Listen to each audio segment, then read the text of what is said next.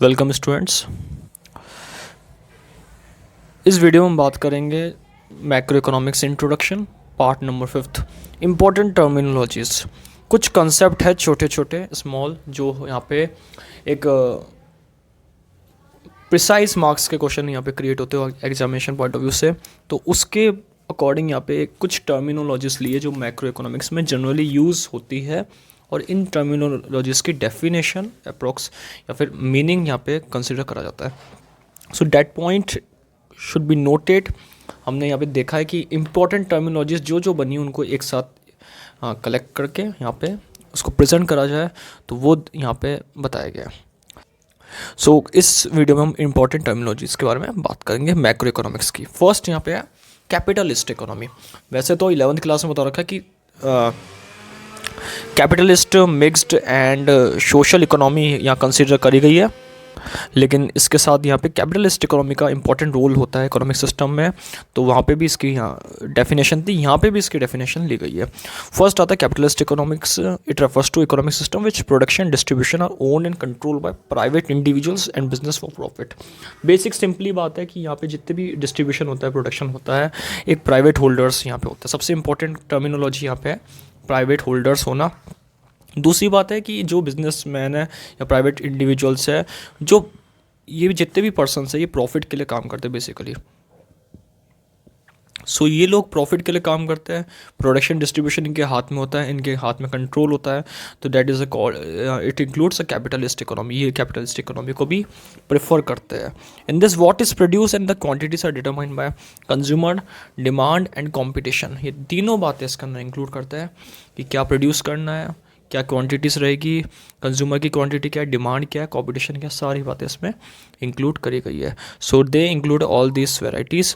Profit motive यहाँ पे रखा गया कैपिटलिस्ट इकोनॉमीज़ को, और इनका अंदर जितने भी बिजनेसमैन होते हैं प्रोडक्शन डिस्ट्रीब्यूशन इसी पर्पस के लिए करते हैं कि कैपिटलिस्ट इकोनॉमी के अंदर की प्रॉफिट हमें क्रिएट कर सके, प्रॉफिट बेकिंग फर्म हो सके। इसके बाद बताया गया है लेबर की बात करेंगे। Labour is the amount of physical mental. Labour एक अमाउंट है जो फिजिकल मेंटल और सोशल एफर्ट को लेता है यहाँ पे, जिसमें production of goods and services in an economy करी जाती है।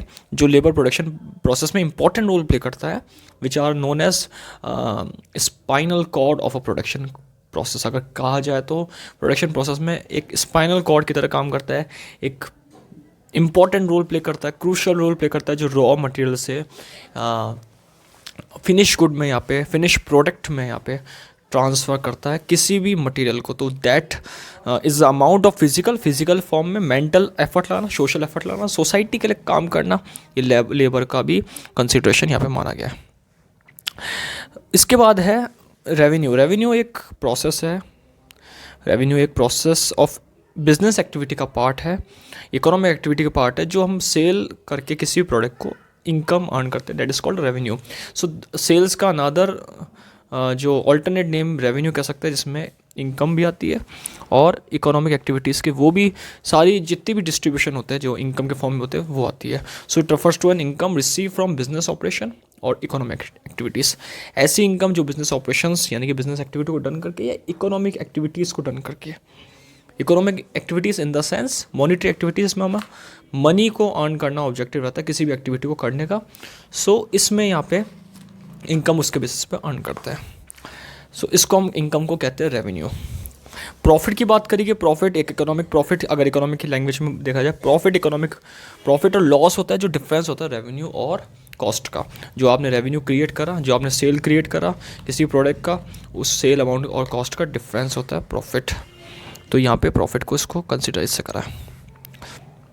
नेक्स्ट पॉइंट यहाँ पे है investment expenditure. Investment expenditure basically वो एक्सपेंडिचर, वो खर्चे यहाँ पे बताता है जो हम कैपिटल गुड्स पे करते हैं। फॉर एग्जांपल कैपिटल गुड्स पे करना या फिर गुड्स पे करना, इन्वेंट्री पे करना, स्टॉक पे करना, जो हम नेक्स्ट कैपिटल फॉर्मेशन के लिए काम में करते हैं। फॉर एग्जांपल एक पर्सन ने यहाँ पे कोई फैक्ट्री ओपन करी, तो वहाँ मशीनरी की रिक्वायरमेंट होगी। Machinery in the sense that is called a capital goods. जो चीज़ अदर गुड्स को क्रिएट करने में हेल्प करती है, that is called a capital goods. तो कैपिटल गुड्स को यहाँ पे इंक्लूड करा है, और goods used in the production of capital goods and services.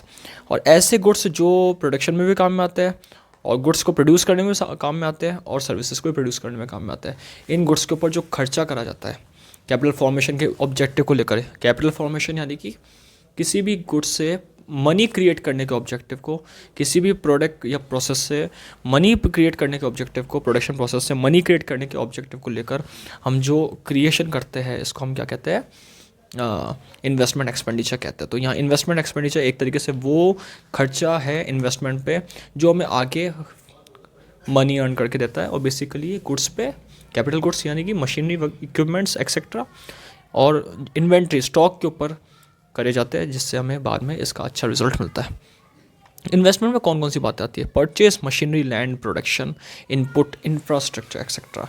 अगर इन्वेस्टमेंट देखा जाए तो एक तरीके से खर्चा है, एक्सपेंसेस है जो मशीनरी पे भी आता है, लैंड पे, एक्स्ट्रा प्रोडक्शन इनपुट पे, इंफ्रास्ट्रक्चर वगैरह इन चीज़ों पे आता है।